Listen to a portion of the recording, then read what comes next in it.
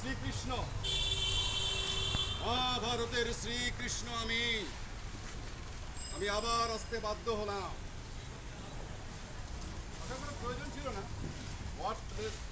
কে রে তুই? হঠাৎ করে উদয় হলি, কি চাই?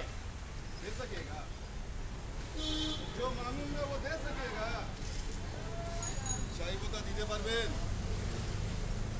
বাঁচিয়ে তুলতে পারবেন যাকে মেরে ফেলা হয়েছে?